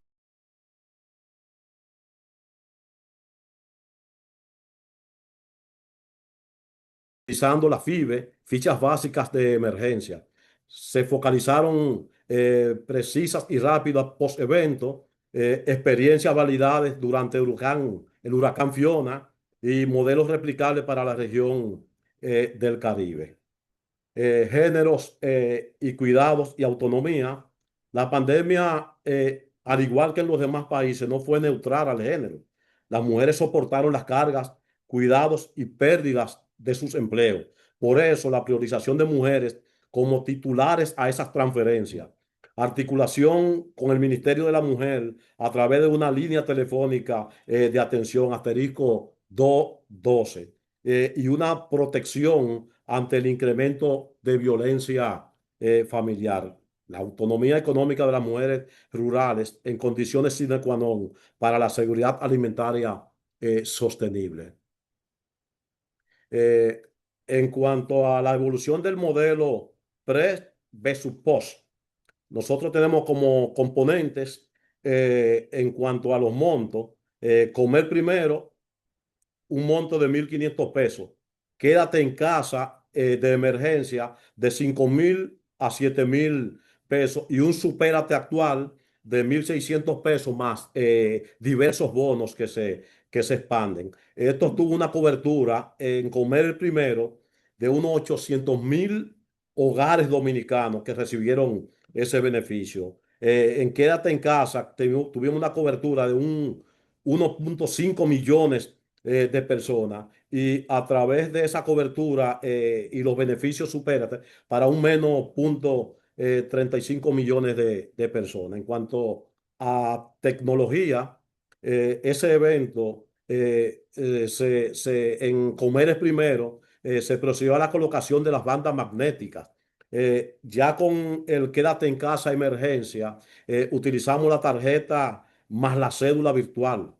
Y en cuanto al Supérate actual y la tecnología, se colocó el chip de seguridad para protección a las vulnerabilidades que había. En cuanto a esos componentes, en el enfoque Comer es Primero, nosotros tuvimos una política de asistencialismo.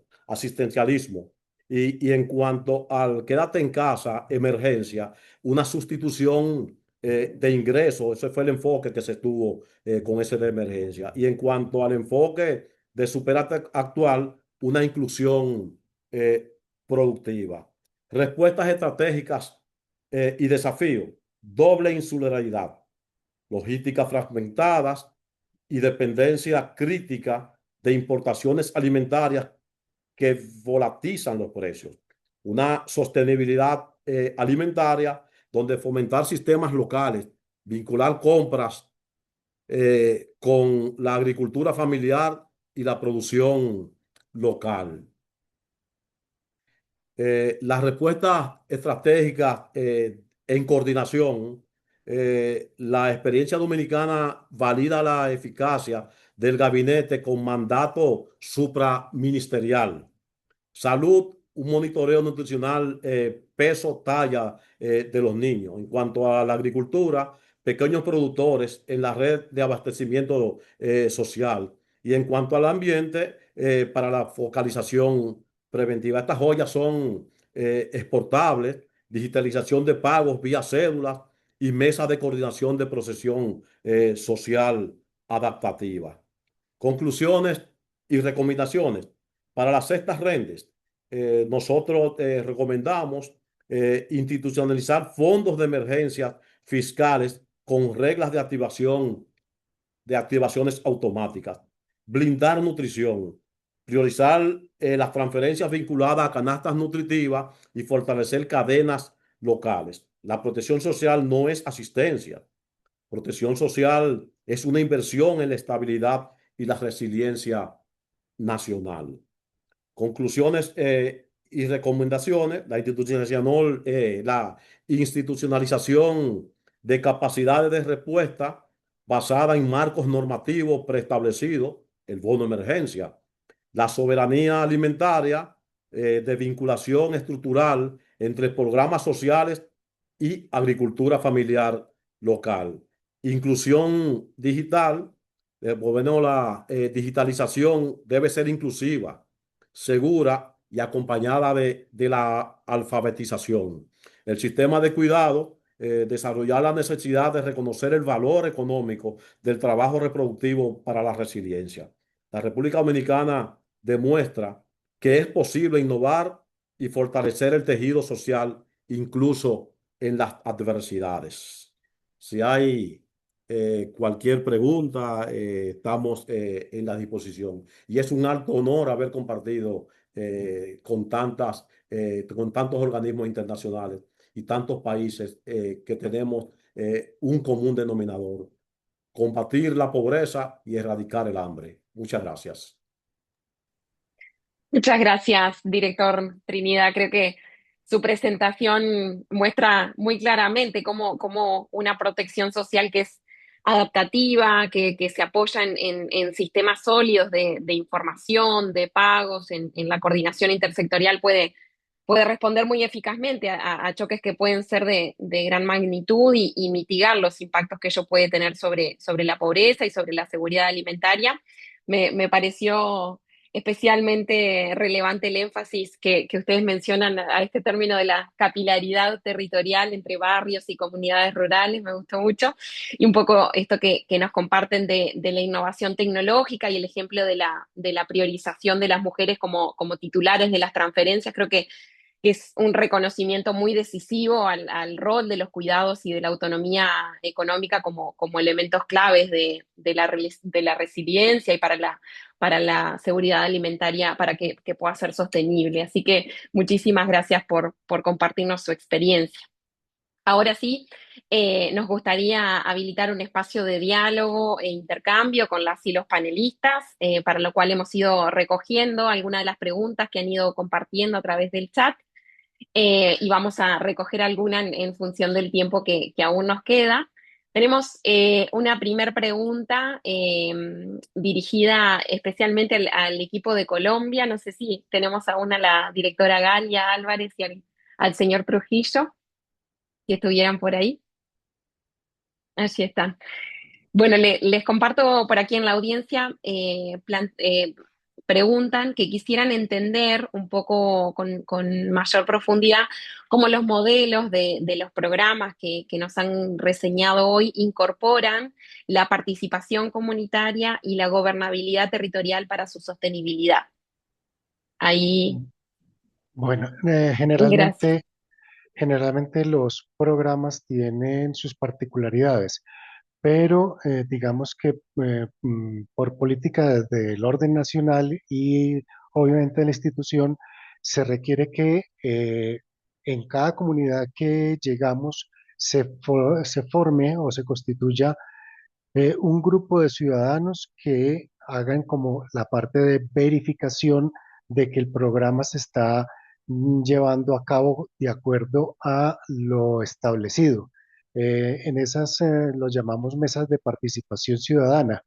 ¿Qué se hace en esas mesas de participación ciudadana? En la primera mesa de participación se le explica a un grupo de los participantes, no a todos, sino a un grupo de los participantes cómo es el programa, cómo se desarrolla, cuál es el tiempo de duración, qué se va a entregar, cuál es la participación de la comunidad en el desarrollo del programa y esas personas le hacen seguimiento a cada uno como de esos ítems.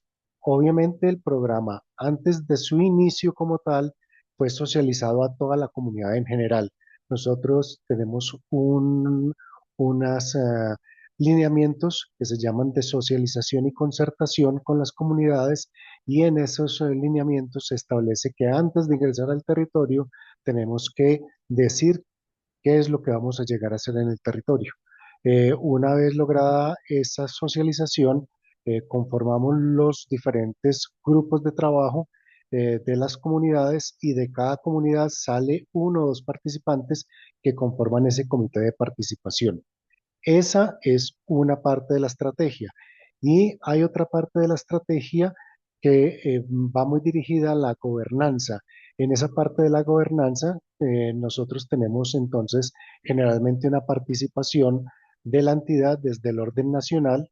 Nuestra entidad es una entidad descentralizada, de manera que tenemos participación en los diferentes departamentos del país y tenemos generalmente o contamos con el apoyo de un operador. Los recursos no los ejecutamos directamente, sino que hacemos unos procesos de contratación con operadores. Entonces, el operador, el nivel nacional de la entidad, el nivel regional de la entidad, coordina con las alcaldías y si tenemos resguardos o tenemos grupos étnicos, con las autoridades de los grupos étnicos.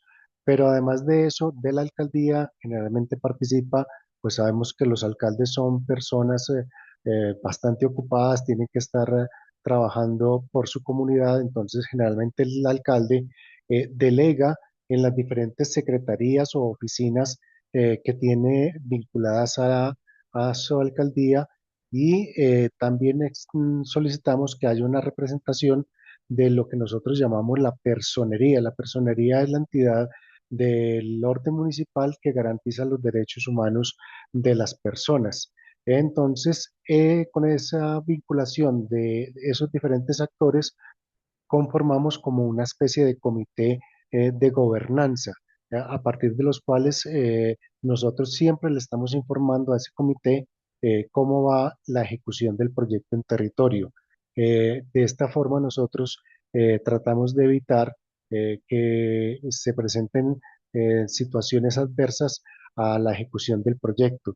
Eh, Esto también lo hacemos de esta forma porque, como les decía, muchos de nuestros territorios tenemos presencia de actores armados, eh, por lo tanto nosotros necesitamos tener de lado a la sociedad civil para que ellos sean los principales interesados en que el proyecto funcione bien y de forma adecuada durante todo el proceso, desde nosotros llamamos una fase inicial, una fase de alistamiento, su fase de desarrollo y su fase final o de cierre. De esta forma, nosotros trabajamos en esa parte de gestión territorial con los actores involucrados en el proyecto. Excelente, señor Trujillo, muchísimas gracias por compartirnos y ejemplificar en mayor profundidad los aspectos que tienen que ver con cómo involucrar a las comunidades activamente en estos procesos de construcción de las estrategias que en definitiva queremos que sean redundantes y pertinentes a ellos. Así que muchas gracias. Tenemos Con gusto. ahora una pregunta, si tenemos por ahí aún al director Trinidad de República Dominicana.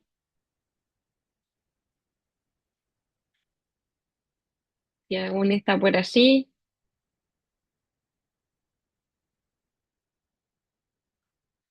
Bien, mientras intentamos ubicar a República Dominicana para responder una pregunta dirigida especialmente a ellos, les comparto otra pregunta que tiene un enfoque un poco más general y que ahí invitamos a las y los panelistas de Guatemala, de Argentina, de Colombia, de República Dominicana, que puedan intervenir y compartirnos con nosotros.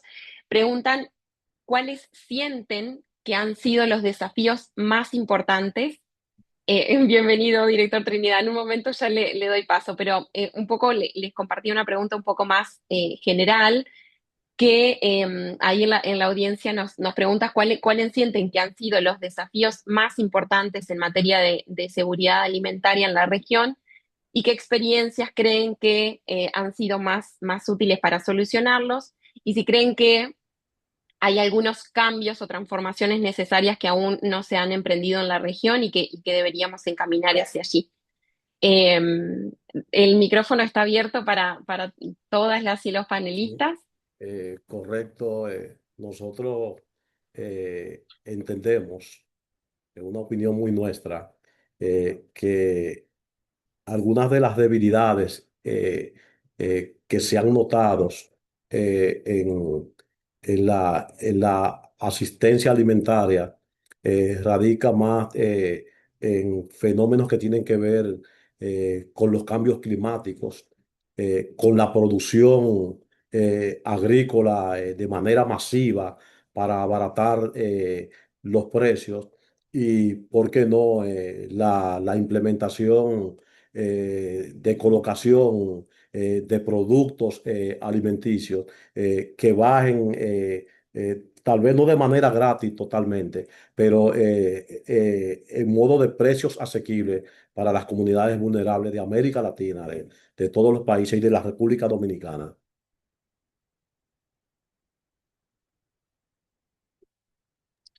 Gracias, director Trinidad. Aprovecho la intervención. Había una pregunta específica para el Gabinete de Política Social de República Dominicana. Preguntaban un poco si existen y cómo los implementan mecanismos o espacios de coordinación que nucleen a los países del Caribe y cómo han implementado estrategias conjuntas ante choques como crisis climáticas, etcétera. Si nos pudiera contar. Sí, sí. Nosotros, como Gabinete de Política Social, con una red de instituciones de la protección social adaptativa en la República Dominicana, con un liderazgo del gabinete, hemos podido nosotros implementar, participar y articular políticas especiales para llegar a esos sectores. Ujú. Muchas gracias. Gracias, director Trinidad. Ujú. Vamos a tomar una pregunta más. No sé si tenemos ahí. Sí, allí la veo a la viceministra Zapeta.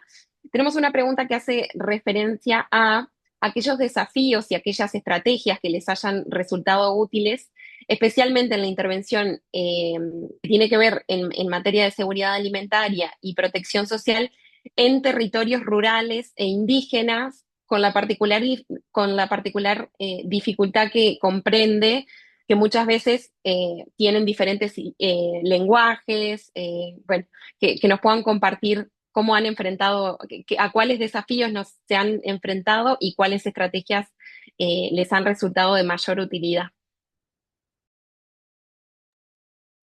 Bueno, creo que en términos a la seguridad alimentaria, el derecho a la alimentación, un punto de partida es importante que contemos con marcos normativos compartidos y que esto nos permita brindar las directrices a todas las instituciones que intervenimos. Lo otro es también importante para poder trabajar es que contemos con presupuestos coordinados entre las distintas instituciones del Estado que participen.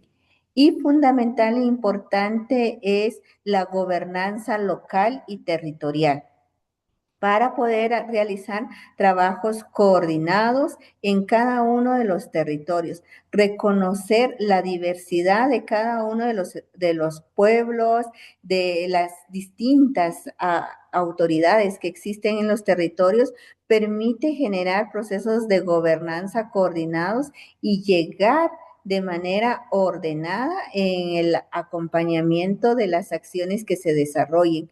Esto nos ha funcionado a nosotros en la estrategia mano a mano, el realizar las acciones de gobernanza en los territorios, en los idiomas de los territorios y también esa articulación entre las distintas instituciones del Estado. Muchas gracias, viceministra Zapeta. Tenemos una pregunta general nuevamente para todas las y los panelistas. Y de la audiencia, bueno, preguntan, ¿qué estrategias tienen previstas como programas de soberanía y de seguridad alimentaria para enfrentar los desafíos derivados de la expansión urbana, así como de macroproyectos ligados al extractivismo minero, hidroeléctricos o el uso de la tierra para rubros no alimentarios como biocombustibles o producción maderera, que bueno, que han generado debate, al menos en la región? Ahí abierto el micrófono si nos quisieran compartir desde Colombia, Guatemala, Argentina, Dominicana. Adelante.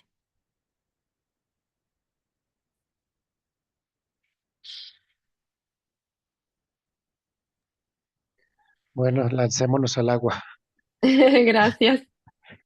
Bueno, nosotros en el país afortunadamente tenemos una gran producción de alimentos.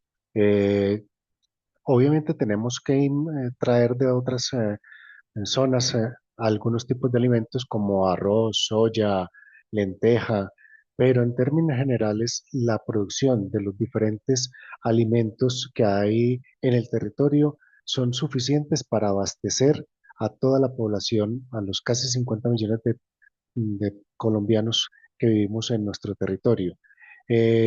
¿Cuáles son las dificultades? Las dificultades están relacionadas con vías de transporte. Tenemos una ruralidad muy extensa con unas vías rurales que se dañan fácilmente con las lluvias que tenemos en este momento. De pronto en televisión la han podido observar desde algunas partes.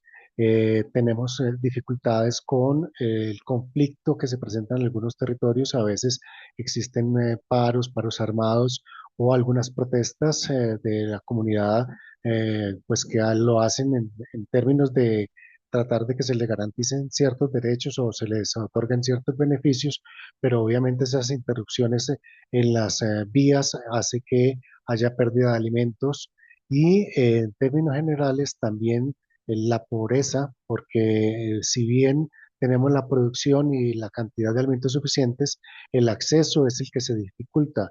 Los grandes indicadores de pobreza que tenemos en el país, que son del 47% y más en determinados momentos, hacen que nuestras poblaciones no puedan acceder a toda esa canasta amplia de alimentos que hay en la zona. Eh, y otra es la pérdida que se da de esos alimentos por no tener unos, digamos, sistemas de abastecimiento desde la zona rural a las zonas urbanas eficientes que nos garanticen como que esos alimentos lleguen en unas buenas condiciones. Obviamente también en las zonas urbanas que se están prácticamente localizadas en los Andes, nuestras cordilleras. Ahí también tenemos una gran producción de alimentos, pero también tenemos unas pérdidas también grandes, pero ya sobre todo es a nivel de los hogares por no uso. Los dejan a veces las personas llegamos y compramos en oferta una gran cantidad de alimento y resulta que llegamos a la casa y eso no lo alcanzamos a consumir en los tiempos de la disponibilidad del alimento y se llegan a las pérdidas y los desperdicios de esos alimentos. Pero somos un país privilegiado en la cantidad de producción de alimentos. Gracias. Sí. Muchas Eh, gracias. Adelante. nosotros tenemos una visión en cuanto a la migración, como decimos nosotros, del campo a la ciudad. Esto provoca más pobreza. El campesino prácticamente abandona su tierra, abandona la producción de alimentos y viene a la ciudad en búsqueda de mejor suerte, de mejor futuro y lo que lo hace es convertirse en más pobres. Se ubican en sectores vulnerables, a orillas de los ríos de las grandes ciudades, invaden, por ejemplo, los humedales. Con esto, entendemos que debe haber políticas especiales de regreso de la zona urbana, de la ciudad, al campo, con incentivos, con tierra, con garantías, garantía de alimentación para producir el campo. La tierra hay que ponerla a producir. La tierra hay que reforestarla para producir agua, que son elementos indisolublemente ligados a lo que es la proliferación de la pobreza. Tenemos que reforestar el continente, tenemos que reforestar nuestros países para nosotros a través de eso, producir alimentos y contribuir al cambio climático que pueda adecuarse a las necesidades de los ciudadanos del mundo. Muchas gracias, director Trinidad, y gracias a todas y todos en la audiencia y a las y los panelistas por participar tan activamente. Este es un diálogo que inició muy fructífero, que vemos que despierta interés, así que esperamos poder seguir potenciando el intercambio a futuro. Para concluir este taller, nos complace presentar a la señora Vanessa Weinstein, directora general de Relaciones Internacionales y Cooperación del Ministerio de Capital Humano de Argentina, en su calidad de vicepresidencia del Grupo de Trabajo 2 de la CIDES, y a quien aprovecho a agradecer y a felicitar el liderazgo y el compromiso con que han organizado esta actividad. Adelante, Vanessa. Bueno, muchas gracias, Clara. Muy buenas tardes. En primer lugar, deseo agradecer al equipo de la OEA por la organización, especialmente a Mariana, Clara y Sara Mía, que sin ellas y su excelente trabajo organizativo y perseverancia, esto no sería posible. Saludo a la presidencia del Grupo de Trabajo 2, Colombia, y a los expositores de los distintos países que nos compartieron gratamente sus saberes y experiencias. Y también saludo al Programa Mundial de Alimentos, tan importante su labor para el fortalecimiento de nuestros sistemas alimentarios en la región.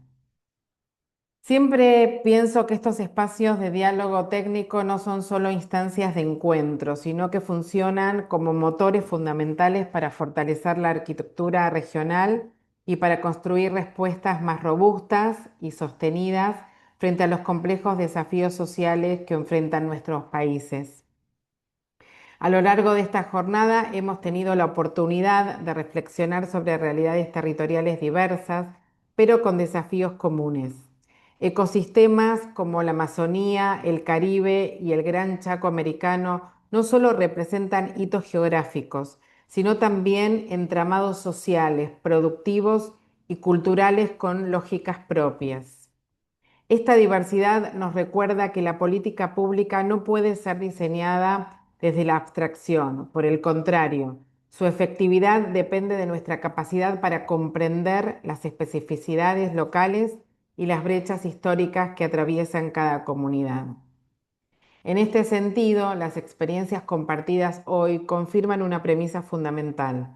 No existen soluciones únicas ni recetas universales. Cada país enfrenta desafíos específicos en seguridad alimentaria, protección social y acceso a recursos en contextos de alta complejidad.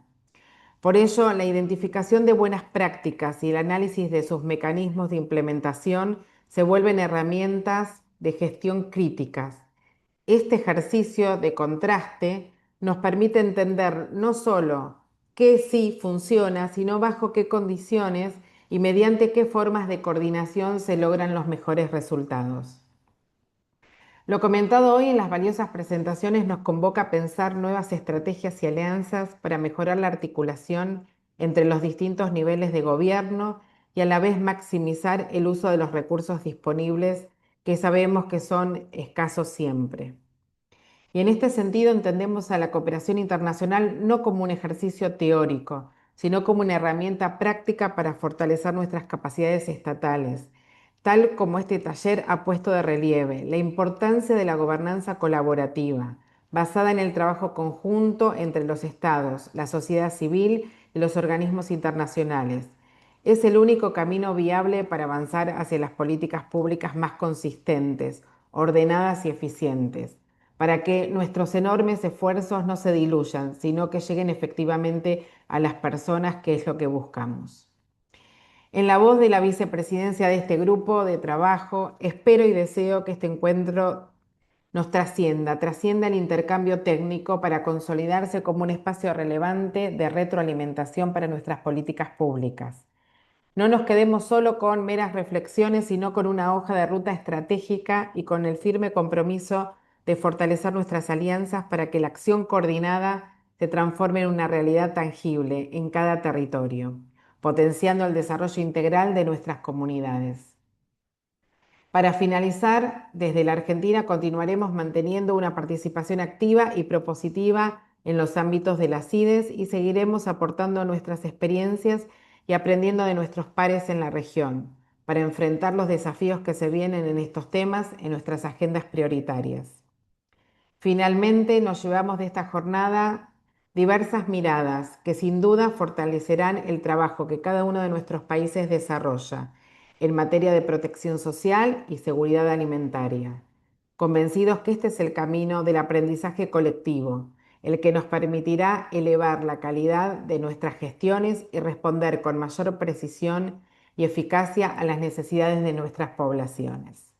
Muchas gracias a todos los más de 200 participantes por acompañarnos hoy. Gracias. Muchas gracias, Vanessa, por acompañarnos en el cierre de este taller, en la organización y por seguir fortaleciendo esta alianza de trabajo conjunta que hemos emprendido en la Agenda de Desarrollo Social en la OEA. Así que muchas gracias. Antes de dar por finalizado el evento, quisiéramos solicitar muy amablemente su colaboración para completar una breve encuesta de evaluación del taller que nos va a permitir fortalecer estas instancias de capacitación que promovemos, adaptándolas a sus necesidades, a sus intereses y potenciales demandas. Así que para ello pueden acceder al enlace de la encuesta de evaluación que está disponible en el chat del grupo, y también les invitamos, si tuvieran interés de descargar, por ejemplo, las presentaciones de las y los panelistas del día de hoy, pueden acceder también, allí están compartiendo el enlace a la web del taller y allí pueden acceder a todos los materiales. Nuevamente, muchas gracias a todas y todos los participantes, a las expertas, expertos y panelistas que nos acompañaron y a todo el equipo que hizo posible este taller. Damos por finalizado el evento y les invitamos a seguir nuestras cuentas para participar en futuras instancias de capacitación que puedan ser de su interés. Muchas gracias.